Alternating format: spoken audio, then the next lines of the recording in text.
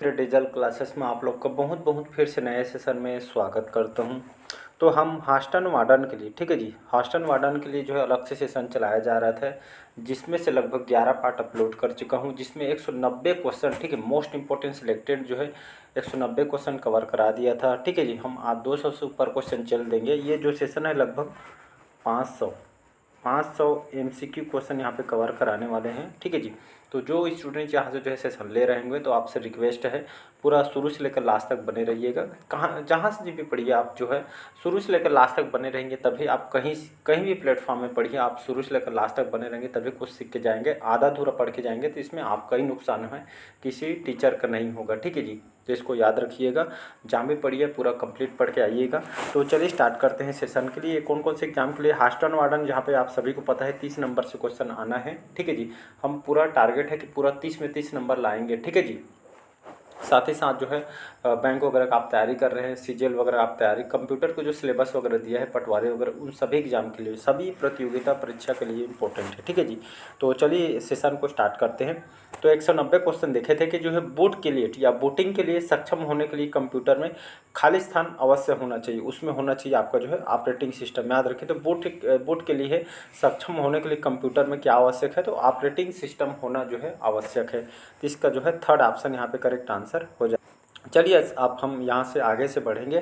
ठीक है, ऑनलाइन, ठीक है, ऑनलाइन रियल टाइम सिस्टम खाली स्थान में जो है लोकप्रिय हुए हैं, पहली पीढ़ी में, दूसरी पीढ़ी में, तीसरी पीढ़ी में, चौथी पीढ़ी में, या इनमें से कोई नहीं। तो इसका जो करेक्ट आंसर हो जाएगा थर्ड ऑप्शन। याद रखें, तो ऑनलाइन रियल टाइम सिस्टम जो खाली स्थान में जो है लोकप्रिय हुआ था, तो ये जो है तीसरी पीढ़ी के कंप्यूटर में जो है लोकप्रिय हुआ था, ऑनलाइन जो रियल टाइम सिस्टम है। तो इसका जो है थर्ड ऑप्शन यहाँ पे करेक्ट आंसर हो जाएगा। ठीक है जी, अगला क्वेश्चन है, चलिए अगला क्वेश्चन देखते हैं। 192 क्वेश्चन है, खाली स्थान जो हो अनुरोध डाटा पर सीधे जम करने के डिवाइस की क्षमता है sequential access, random access, quick access, उपरोक्त सभी या इनमें से कोई नहीं। इसका जो करेक्ट आंसर हो जाएगा सेकंड ऑप्शन, तो रैंडम एक्सेस। ठीक है, रैंडम एक्सेस जो अनुरोध डाटा पर सीधे जम करने के जो है डिवाइस की जो है क्षमता है। ठीक है, इसका सेकंड ऑप्शन करेक्ट आंसर हो जाएगा। चलिए अगला क्वेश्चन देखते हैं। 193 क्वेश्चन है, आपके द्वारा संपादित किए गए पिछले 4 स्थानों के बीच स्विच करने के लिए खाली स्थान की एक संयोजन की है। तो इसका जो है फर्स्ट ऑप्शन हो जाएगा। तो आपके द्वारा संपादित किए गए जो पिछले 4 स्थानों के जो है बीच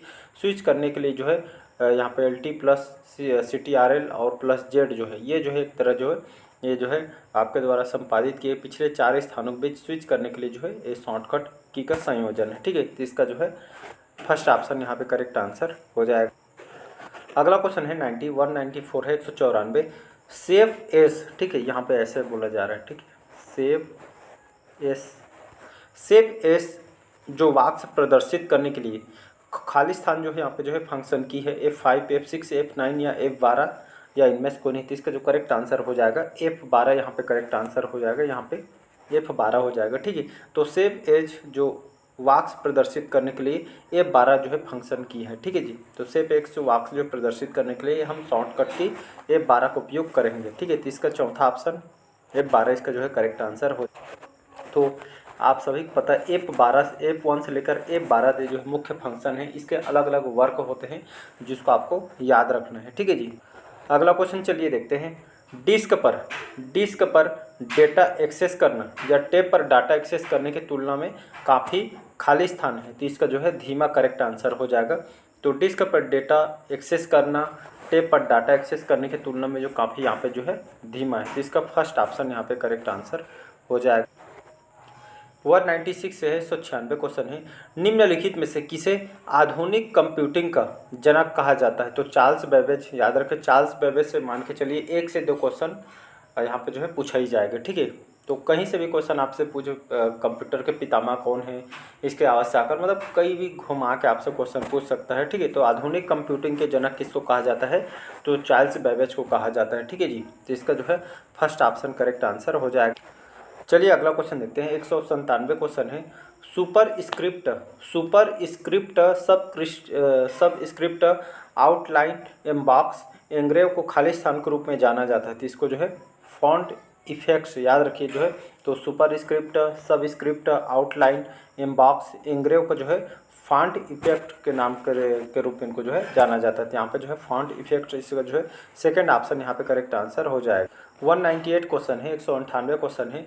यूपीएस का उद्देश्य क्या है, ठीक है, जो हम यूपीएस का उपयोग करते हैं, ठीक है जी, इसका उद्देश्य क्या है या इसका वर्क क्या होता है।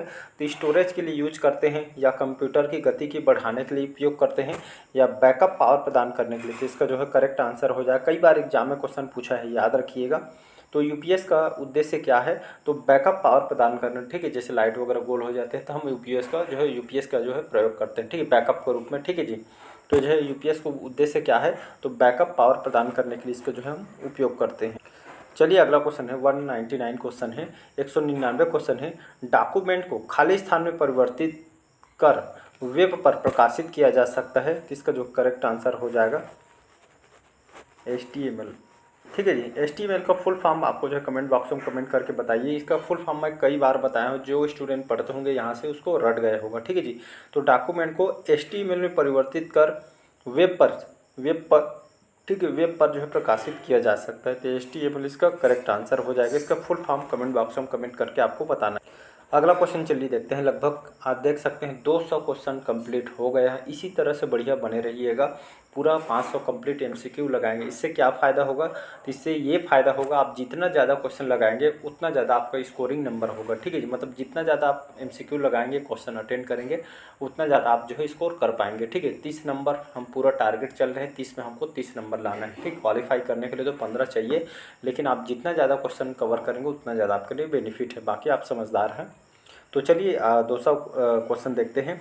किसी ऑब्जेक्ट, ठीक है, किसी ऑब्जेक्ट या टेक्स्ट को मूव करने के लिए माउस बटन को पकड़ के रखना खाली स्थान कहा जाता है। तो इसको जो है ड्रैगिंग कहलाती है। याद रखिए, कई बार क्वेश्चन आया हुआ है। तो किसी ऑब्जेक्ट टेक्स्ट को जो है मूव करने के लिए, ठीक है जी, माउस के बटन को पकड़ के रखना, ये जो है ये आपका कंप्यूटर भाषा में इसको ड्रैगिंग बोलते हैं। तो यहाँ पे जो है ड्रैगिंग कहा जाता है। सेकंड ऑप्शन, दूसरा ऑप्शन करेक्ट आंसर हो जाएगा। अगला चलिए क्वेश्चन देखते हैं। 201 क्वेश्चन है। विंडोज ऑपरेटिंग सिस्टम पहली बार कब शुरू किया गया था। तो इसको शुरू किया था 1985। ये डेट याद रखना है, 1985, 1985 में, ठीक है। विंडोज ऑपरेटिंग सिस्टम पहली बार ये कब शुरू किया गया था, तो 1985 में इसको शुरू किया गया था। तो इसका सेकेंड ऑप्शन करेक्ट आंसर। चलिए अगला क्वेश्चन देखते हैं। यहाँ पे जो है एक CD-ROM और एक CD-ROM जो है और CD-RW के बीच क्या अंतर होता है। तो इसका क्या अंतर हो जाएगा, तो ये CD-RW राइट किया जा सकता है, लेकिन CD-ROM एक जो केवल पढ़ा जा सकता है, ठीक है। तो इसमें क्या अंतर है, ये CD-RW जो है ये जो है राइट किया जा सकता है, लेकिन जो है रोम केवल पढ़ा जा सकता है, ठीक। इसमें इससे थर्ड ऑप्शन यहाँ पे करेक्ट आंसर। चलिए अगला क्वेश्चन देखते हैं। क्या होता है जब हम फ्लॉपी से फ्राई को डिलीट करने की कोशिश करते हैं। क्या होता है जब हम फ्लॉपी से फ्राई को डिलीट करने की कोशिश करते हैं, तो इससे क्या होता है, तो इससे यहाँ पे जो है फाइल, ठीक है, फाइल डिलीट हो जाती है। तो जो है हम जो फ्लॉपी के जो फ्राई को जो है डिलीट करने की कोशिश करते हैं, तो फाइल डिलीट हो जाती है और फिर रिकवर नहीं की जा सकती। इसका जो है ये आपका इसकी जो है खासियत है, ठीक है जी। चलिए अगला क्वेश्चन तरफ बढ़ते हैं। 204 क्वेश्चन है। एक शैक्षिक संस्थान के डोमेन नेम में आमतौर पर निम्न में से होता है। तो org डॉट या .edu या .inst या .com या .sch, ये कई बार घुमा के आपसे पूछा जाता है, ठीक है जी। तो ये इसका सेकंड ऑप्शन हो जाएगा, ठीक है। जो एजुकेशन के लिए या जो शैक्षिक संस्थान के लिए डोमेन नेम क्या होना चाहिए, तो .edu एजुकेशन के लिए उपयोग, यहाँ पे जो है शैक्षिक संस्थान के लिए इसका उपयोग करते हैं, ठीक है।